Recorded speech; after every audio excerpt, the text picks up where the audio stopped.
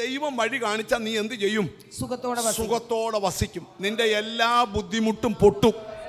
നിന്നെ ഓടിക്കുമെന്നൊക്കെ ചിലർ പറയുന്നുണ്ടല്ലോ, അവരോടത്തേ ഉള്ളൂ. നീ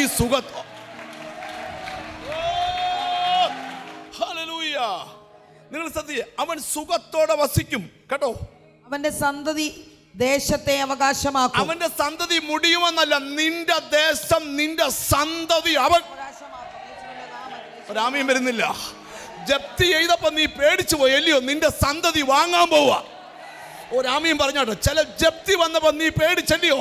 നിന്റെ സന്തതി അവിടം തന്നെ വാങ്ങും. മനസ്സിലായി വരുന്നില്ല? നിങ്ങൾ ശ്രദ്ധിച്ചേ. ഹല്ലേലൂയ, ആമേൻ. യഹോവയുടെ സഖിത്വം തന്നെ ഭക്തന്മാർക്കുണ്ടാകും.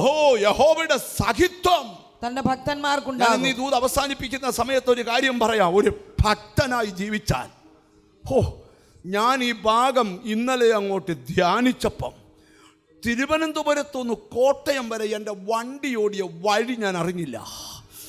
അതുപോലെ ഭയങ്കര ഇടപെടലായിരുന്നു ഞാൻ സഞ്ചരിച്ച വണ്ടിയിൽ. ആ വണ്ടിയിരുന്ന് വണ്ടിയാണ് ഞാൻ മെസ്സേജ് ഉണ്ടാക്കുന്നത്, എൻ്റെ പ്രാർത്ഥനാ മുറി. ഞാനൊരു ദൂതൂടെ നിങ്ങളോട് തുറന്നു പറയുക, നിങ്ങൾ ശ്രദ്ധിച്ചൊന്ന് കേൾക്കണം. ദൈവത്തിന് സ്തോത്രം. ഈ ദിവസങ്ങളിൽ ബൈബിളിൽ എടുത്ത പൊങ്ങാത്ത വാക്കുമാണ്, യഹോവയുടെ ദൂതന്മാർ അവിടെ ഭക്തന്മാരുടെ ചുറ്റും.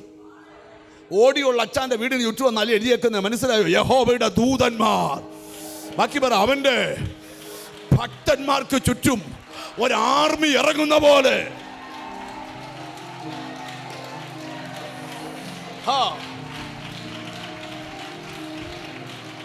ശബന രബല രബല ഉദകൽ ഖമന ധുജവന രബല. ഹോ ഹെസ്.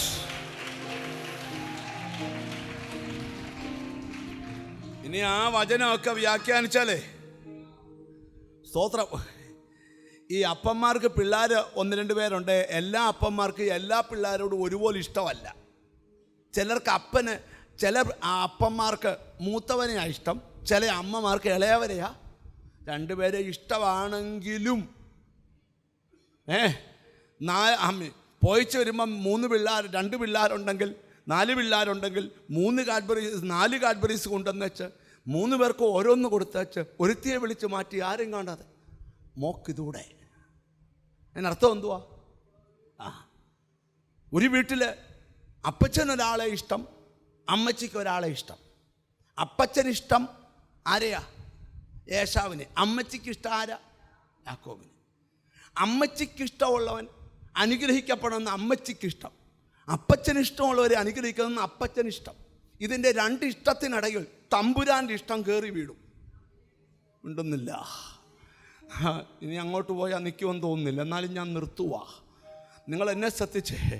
അപ്പനപ്പം തീരുമാനിച്ചു, എൻ്റെ ഭാര്യ വിചാരിക്കുന്നത് അല്ലിവിടെ നടക്കണ്ടേ, ഞാൻ വിചാരിച്ചത് നടക്കണം. ഇറങ്ങടാ പുറത്ത്. വാതിലടച്ച് പുറത്തിറക്കിയപ്പോഴേ ചേട്ടൻ പറഞ്ഞൊരു കത്തിതാപ്പ, അവനെ തീർത്തേക്കാം. അപ്പൻ കത്തിരാകാൻ ആളെ വിട്ടപ്പം വീട്ടിൽ നിന്ന് അമ്മ പറഞ്ഞു ഓടിക്കോളാൻ പറഞ്ഞു. അമ്മ വാട്സാപ്പ് മെസ്സേജ് ഇട്ടു, ഓടിക്കോടാന്ന് പറഞ്ഞു. നിന്നെ കൊല്ലാനുള്ള ആലോചനയും കത്തിയുടെ പണി നടക്കുന്നുണ്ടെന്ന് പറഞ്ഞു. അവൻ ഓടി ഒരു കാട്ടിച്ചെന്ന് കല്ലെടുത്ത് തലയണിയായി വെച്ചപ്പം സ്വർഗത്തിൽ ഭയങ്കര ബഹളം. അതെന്നാന്ന് ചോദിച്ചു. ദൂതന്മാരെല്ലാം റെഡിയായി നിൽക്കുക. കർത്താവ് ചോദിച്ചു എന്നാ?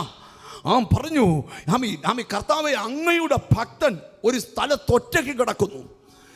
ദൈവം പറഞ്ഞു, ഗോവേണി ഇറക്കി വെച്ച ചിറങ്ങടാ താഴോട്ട്, അവന് ചുറ്റും പാളയം ഇറങ്ങടാ. യേശുവിൻ്റെ നാമത്തിൽ. നിന്നോട് ഇഷ്ടമില്ലാത്തവൻ നിന്റെ വഴി അടച്ചാൽ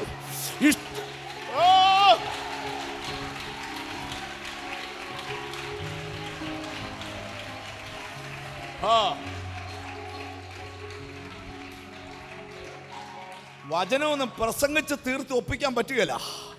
അത് കടലാ. ഇങ്ങോട്ട് നോക്കിയേ. ദൂതന്മാർ ഗോവേണി താപ്പോട്ടിറക്കി വെച്ച്. ഗോവേണി എന്ന് പറഞ്ഞാൽ മനസ്സിലായോ? 500 പടിയൊന്നുമില്ല. ഗോവേണിക്ക് 5 പടിയേ ഉള്ളൂ. അതിനർത്ഥം എന്തുവാ? നീ ഒറ്റപ്പെടുമ്പോൾ സ്വർഗം 5 പടിക്ക് മേളിൽ നിൽക്കുക. യോഹന്നാനോട് ചോദിച്ചു, സ്വർഗം എവിടാ യോഹന്നാൻ? യോഹന്നാൻ ഉത്തരം പറയും, മേളി പറയുന്ന താഴെ കേൾക്കാവുന്ന അടുത്ത സ്വർഗം. ഒരാമയും വരുന്നില്ല. ഞാൻ ഇന്ന് ഈ ദൂത് അവസാനിപ്പിക്കുന്ന സമയത്ത് ഒരു വെളിപ്പാട് പറഞ്ഞു നിർത്താം. ദൂതന്മാരോട് പറഞ്ഞു, ഒരറ്റത്തൂടെ കയറണം, മറ്റേ അറ്റത്തൂടെ ഇറങ്ങണം. ഹല്ലേലൂയ. യാക്കോബ് കടക്കുവന്നു, അവന് ചുറ്റും അവൻ ദൈവത്തിന് സ്തോത്രം. അപ്പം യാക്കോബ് മനസ്സിൽ പറയാ, ഒരുത്തൻ കത്തിയും കൊണ്ടുവരുന്നു. ദൈവം പറയാ, കത്തിയല്ല, അവൻ എന്നാ കൊണ്ട് വന്നാലും നിന്നെ തൊടുകയല്ല. യഹോവയുടെ ദൂതൻ അവന്റെ ഭക്തന്മാർ